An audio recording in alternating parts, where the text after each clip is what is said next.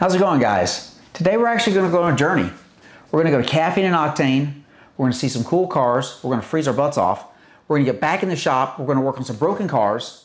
And we're actually going to find some discoveries. Things we didn't even expect to find in these cars. Let's show you what we found and let's have a good time.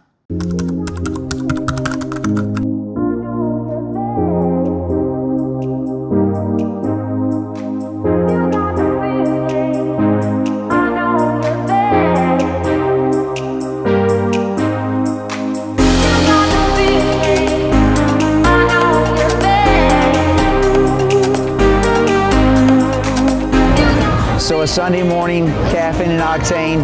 It's cold out here. I've got on 2 jackets, a hat, and I'm still cold. But we're excited to be out with the brand new 720S. We just added this to the fleet. We're going to see a lot more of this car in the future. But look at what else is lined up, because today we've got the whole group. McLarens are in the house.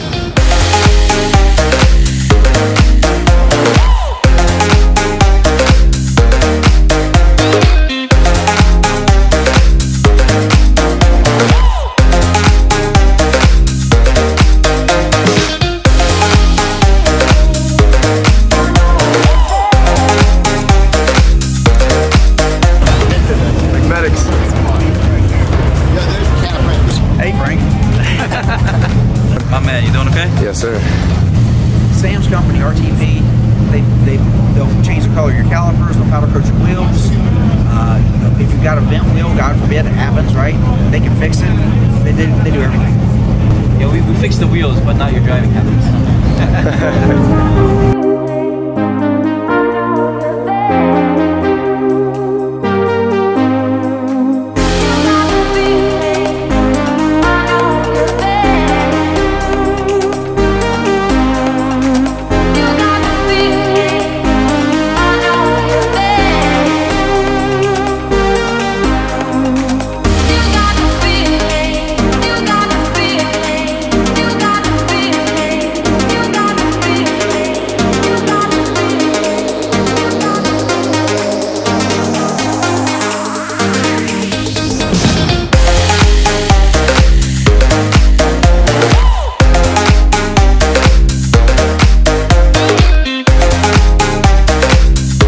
What do you do for a living?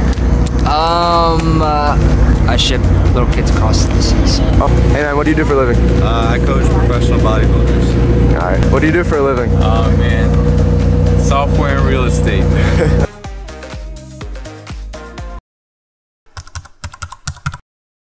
I'm Kevin, we're back in the shop, and today we're working on a 3.8 liter early McLaren engine. This car came in making some really strange sounds. We knew it had one broken cam phaser, but Casey and Chris have both been back here diligently stripping it down. We've got it out of the car, and we're going to spin this engine over and actually look and see the damage. Help me count how many broken cam phasers we have on this one engine. 1, 2, 3, 4 cam phasers. Go ahead, Chris. Notice how the bolt stops as he turns and then clicks. This one's broken. That's one. Let's watch this guy. I think this one might be good. Let's look over here. Oh, see it click? See it stop and click? And then his brother's doing the same thing. So for the mathematically challenged like me, that's 3. Change your oil, change it frequently, don't let it get low. This can be prevented. Okay, so we've actually rotated this engine to top dead center, and we just want to see how far the camshafts are out of place right now with these broken cam phasers. I've got my trusty timing straight edge, says so right there, so it's got to be true. And these flat spots on top of the camshafts should be parallel to each other with the engine at top dead center, and we can look just amazing how far out you can see those right now. But this isn't the worst side. Let's go take a look at the other side. Once again, we're now at top dead center. This camshaft's pretty close at the moment, but look just how far out the other camshaft is. This is why this car's not making any power. This is why it has such a terrible idle. This is why it makes a pop-in sound as it idles. We're going to replace all 4 of these cam phasers with the new design. We're going to advise the customer he should be doing 5,000 mile interval oil changes and checking his oil level frequently to make sure that he's not low on oil. Poor quality oil or lack of lubrication, those two can lead to the early demise of the cam phaser. So we're working away, we're fixing the car, and we thought we'd just take a moment and talk about some of the things that we've seen on this car, but actually we're seeing this more commonly in the shop. And that is when someone starts going in and they want to make more power.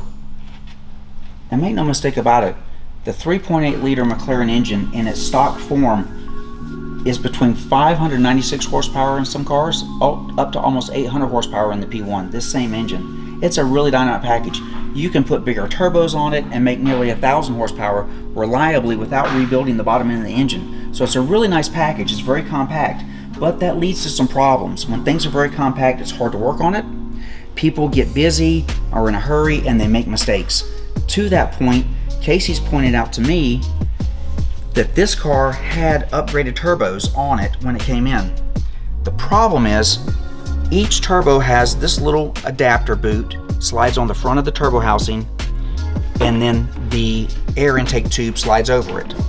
When it's properly assembled, you should be able to see a little bit of orange poking out, and the clamp should be tightened to a certain spec. Unfortunately, they force this on, these get torn, as you can see here. A piece of this will literally get sucked into the front of the turbo, and if you zoom in, you can see this turbo has a lot of damage. This turbo is completely locked up, the fins are all beat up because this rubber seal has been ingested by the turbo. It's literally destroyed this turbo, and what goes in goes somewhere. We'll call it the orange confetti. The orange confetti's come out the back side of the turbo. Really no debris right there. But next in line, Casey's going to show us the turbo connects to the intercooler, and this intercooler is full of orange confetti.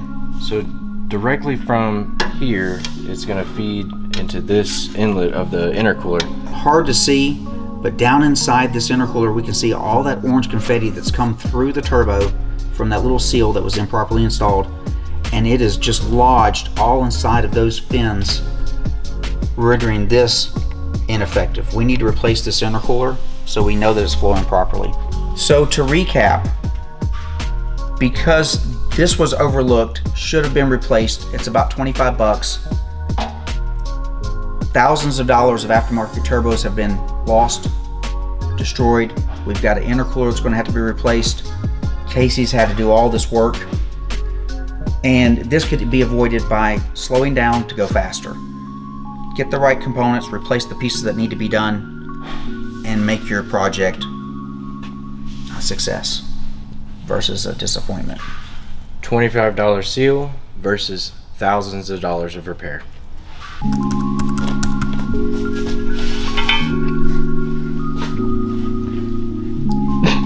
I was eating. Can I not finish eating? I never get time off. Okay, take 27.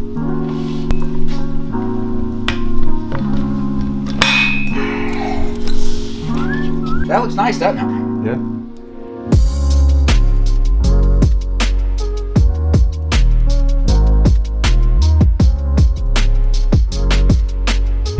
About to take out the frame. Almost knocked the door over. Yeah. Right there.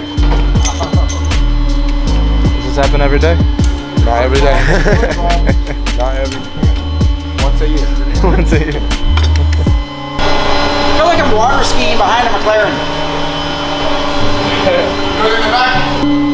What happened, Kevin? Sometimes too close is too close. And this is what I mean by too close is too close. Look. Ah! Oh my God!